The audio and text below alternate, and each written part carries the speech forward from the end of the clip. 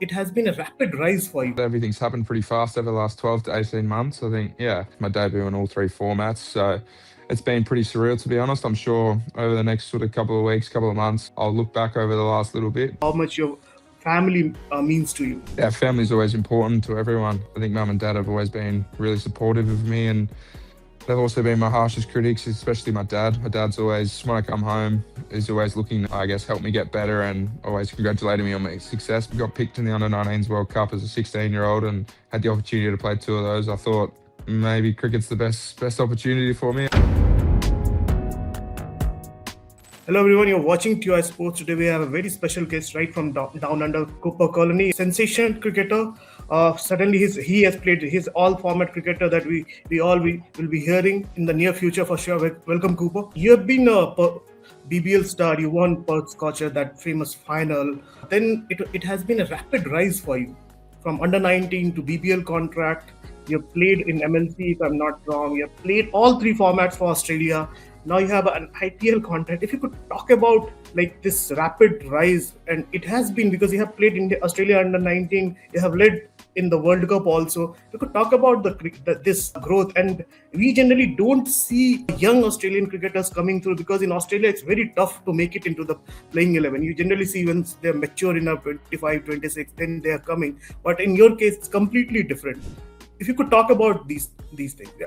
Yeah, I think the rapid rise has been something I haven't really looked back yet. Everything's happened pretty fast over the last 12 to 18 months. I think, yeah, over the last 18 months, I've sort of made my debut in all three formats. So it's been pretty surreal, to be honest. I'm sure over the next sort of couple of weeks, couple of months, I'll look back over the last little bit. But yeah, there's not a lot of time to look back because there's always cricket moving forward. But yeah, it's obviously an honour to represent your country in all three formats. And I think obviously getting a little bit of taste in all three makes you want it a little bit more. So yeah, just looking forward to getting stuck in and playing some cricket. But yeah, it's been a whirlwind sort of 18 months, and yeah, I feel very privileged to be in the position I'm in at the moment. But yeah, super stoked, I guess, to have done what I've done so far. But yeah, just looking forward to hopefully playing more games for Australia. Whenever we talk to any young Australian cricketer, there's always things that come about the players' development. I mean, the way Perth Scorcher and Western Australia, they gave you the contract, they saw something in you. What does that mean for you when they gave you that 2 years contract?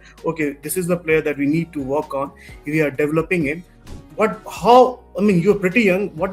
Back then, how did you take that? Yeah, it's obviously exciting. I think I got the phone call when I was still in school. So that's always exciting here at school. I was actually in English class and I told my teacher that I have to go outside to take an important phone call. So I went outside, took the phone call, and yeah, it was pretty surreal.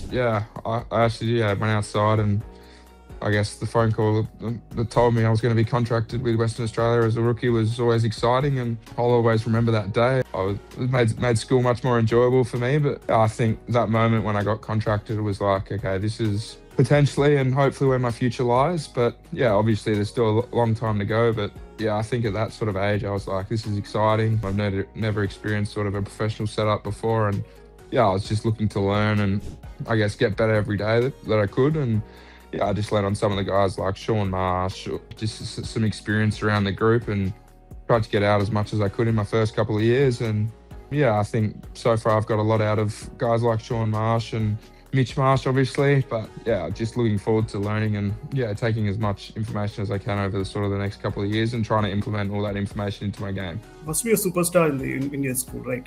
After that contract, suddenly we have someone, a professional cricketer among us. Anyways, were you in other sports as well? Because in Australia, we always see athlete when they coming through the ranks, they play other sport. Unlike in India and subcontinent where we see cricket is, if you're playing cricket, you're playing cricket. But with you guys, it's culturally very different. Were you into other sports as well? Yeah, definitely. I thought always from a young age, from about 10 to 12, I thought I was going to play Australian rules football. And I think sort of at the age of 16, when I got picked in the Under-19s World Cup as a 16-year-old and had the opportunity to play two of those, I thought maybe cricket's the best opportunity for me. I think sort of decided it for me. I did enjoy my Australian rules football. I still do, but obviously I can't, I guess, partake in that anymore. But yeah, I guess it was a pretty simple decision at the age of 16 when you get picked in a Under-19s World Cup. I think it's pretty obvious what sort of sport I should choose. And yeah, so about the age of 16, 17, I made that decision to give up Australian rules football and concentrate on cricket. You're the youngest, if I'm not wrong, in that Australian squad, right? At under 19 World Yeah. Cup. Let's talk about your parents, because I think parents go sacrifice a lot. I mean, but emotion, there must be a different emotion when you got that West Australia contract or the BBL contract or your first baggy green cap or debut in T20 as ODI and now IPL contract. If you could talk about their emotions, what they went through, and your background a bit from where you come and how much your family means to you. Yeah, family's always important to everyone. I think mum and dad have always been really supportive of me, and they've also been my harshest critics, especially my dad. My dad's always, when I come home, he's always looking to, I guess, help me get better and always congratulating me on my success. But yeah, I know deep down they're super proud, but they're just trying to keep me at a level head and always trying to help me get better in every asset possible, whether it's on the field or off the field. Yeah, dad's been a great role model for me. He's obviously played cricket when he was younger, and he's only just sort of given it up playing veterans. But no, he's been a massive role model for me, watching sort of him evolve as a person, not only as a cricketer. He never got to the elite level as a cricketer, but just seeing him, I guess, evolve as a person and watching, I guess, the people around him, how much they enjoyed his company, is sort of someone I look to be when I'm sort of around his age, being a role model, and everyone wants to be, I guess, around him as a person because he's a great bloke. And yeah, I think it's something, yeah, they've always been supportive no matter what, and they're always proud of me. But yeah, they obviously understand there's a lot more to life than just cricket, so also helping me, I guess, with things outside of cricket. And yeah, they've been very supportive. All the lifts to training when I was younger and all the balls dad's thrown to me, so I'll always be grateful, and yeah, I'll eventually pay them back one day. He seems like a cricket tragic. He still kind of gives you a whack the way you got out? No, that's not the way you should play that shot. You could have left that ball. Does he go into those finer details as well after the match? Yeah, he does, but he doesn't touch on it too much. He just goes, "What were you thinking?" Well, not what were you thinking, like what were your thoughts going through into that game? And he sort of just takes me back to when I was younger, and I guess that feeling of what it was like to play when I was younger, with the enjoyment of the game and just enjoying the company of my mates around me and trying to create friendships. And then obviously I think he's a nice touch point for me. He's known me the longest, just understanding what he thinks and then listening and then just moving on and just chatting about life and just catching up on the daily basis with him. But yeah, he's always willing to share ideas, but he obviously knows there's some, obviously have certain batting coaches, but yeah, if I ask for his input, he's more than happy to give me what he thinks. And yeah, it's always a nice touch point for me. You've spoken about Son Mars. Son Mars had when he played for, back then it was Kings 11 Punjab, a prolific season, prolific run getter, and you have spoken that how he is your mentor. So, I mean, if you could talk about more about him, on what technical aspect that he has worked on your game, and how he's continue to do that. If he's someone that you can anytime you can text, talk on your game, and is he like that kind of a mentor or coach? What kind of a relationship that you guys have? Wouldn't say he's sort of a mentor. I feel like if I could approach him if I wanted to and have a chat about cricket and how he went about it. I think it's more like the way he plays the game. I feel like I like to model my game a little bit on him, how he just gives himself a chance no matter what format it is, and sort of the timing and the ability to, I guess, get the ball to the fence. But yeah, I think mainly for me, it's just about communicating with him when I feel like is the right time. But no, he's been really good to me. I think I enjoy watching him play when he was playing, and still to this day I'll go watching back highlights of him making hundreds and stuff. But it's more just, I guess, taking some attributes out of his batting and putting it into my batting, because he was a world-class player. So anything that's going to sort of relate to me, I'll try put into my game. But no, he was good for my first couple of years as a youngster. But yeah, I speak to him every now and then at the moment. But yeah, if I can have half the career he did, I'd be pretty happy. From bouncy pitches of Perth, you're a spinner and you hit the ball long way. I mean, you don't have problem with you have very good pull shot, hook shot, everything.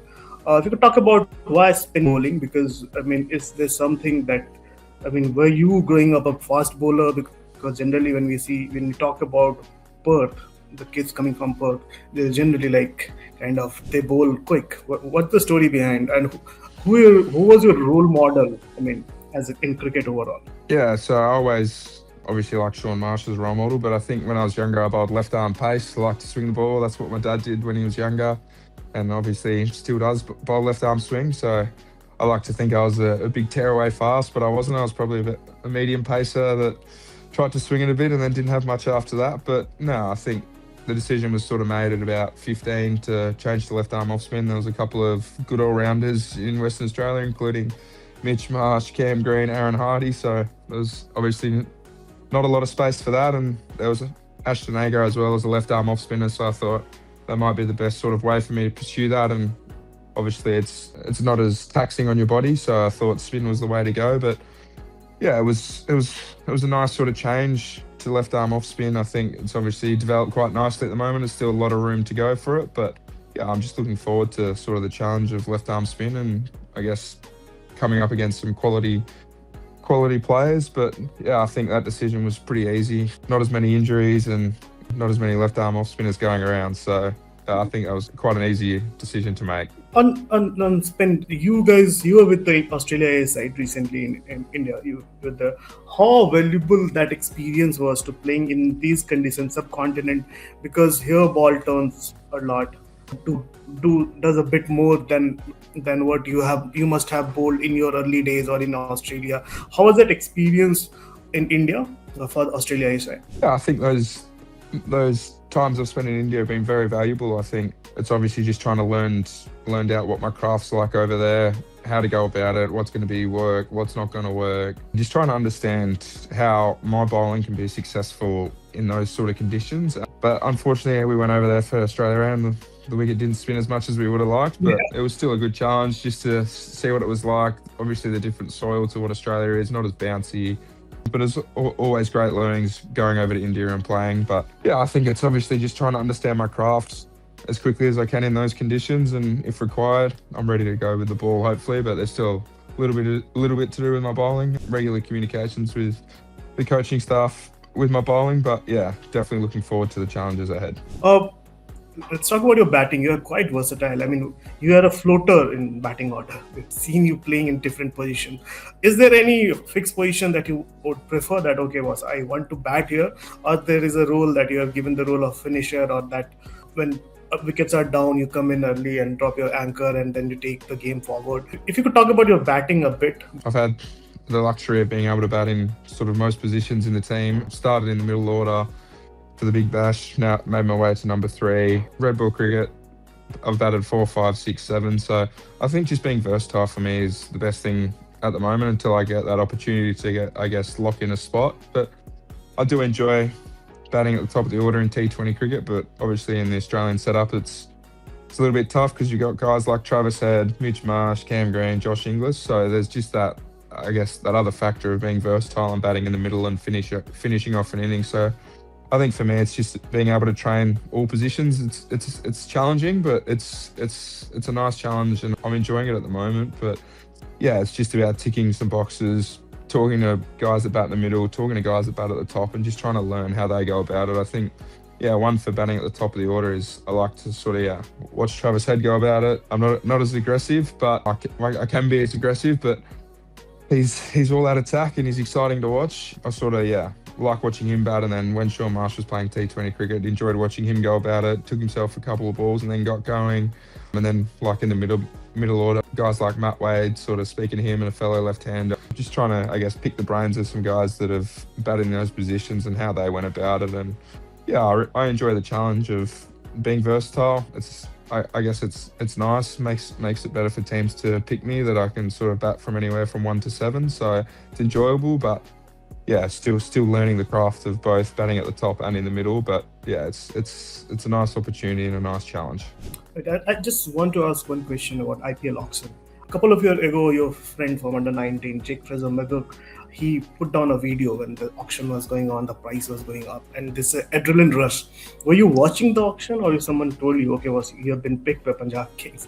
What was that? I mean, what went through a cricketer's mind when you see your price going up and up and up? Yeah, it's obviously nice. I think the main goal was just hoping like I get picked up and I get to go experience some quality cricket against some quality oppositions. And learn from some quality players at Punjab, and obviously a great coaching staff at Punjab, so learn from them as well. And that's just, I think the moment one of the pedals went up for me was just a moment where I'm like, okay, I'm going to go, I guess, challenge myself against the best in the world. And it's obviously nice to get auctioned off for more than what I thought, but yeah, it's just an honour to sort of be a part of it and challenge myself against some quality opposition and just try to learn as much as I can, whether I play or not. Just looking forward to getting over there and learning from guys in the team, Shreyas, some quality players, and then yeah, just pick the brains of some star players. You interacted with Shreyas during that India Australia match, because he was, if I'm not wrong, he was part of the India squad. He was leading the team. He was there. He's a world-class player. I love watching him bat. It just looks so easy. So it'd be nice to sort of pick his brains and understand him a bit and how he goes about batting in those conditions, and see what I can, I guess, put into play for my game in batting over there. And yeah, vice versa. If he wants to talk about batting in Australia, I'm happy to help him out. But looks like he's sort of got, I guess, the game for Australia as well. So yeah, he's a world-class player, and I'm just looking forward to learning off all of them. This will be your first senior side. You'll be playing in Sri Lanka and India. Sri Lanka is a very special place for you, where you got your test cap, and you'll be playing in India as well. Few games here, a few games there. How you excited? You're nervous? How are you looking forward to this World Cup? No, I'm very excited. It's a great group to be a part of, the Australian setup, whether it's white ball cricket or test cricket. It's a great group to be a part of. Yeah, I'm really looking forward to it. I'm super excited. Yeah, it's a great team, and yeah, it'll be nice to get over to Sri Lanka. I haven't been there since I made my test debut, but yeah, just looking forward to getting over there, getting stuck in. It's going to be a good competition, and yeah, looking forward to, yeah, if I get my opportunity, make the most of it. If not, I'm looking forward to the boys putting on a show. On that note, thank you, Cooper. Thank you for giving us your time. Thank you. Thanks for having me.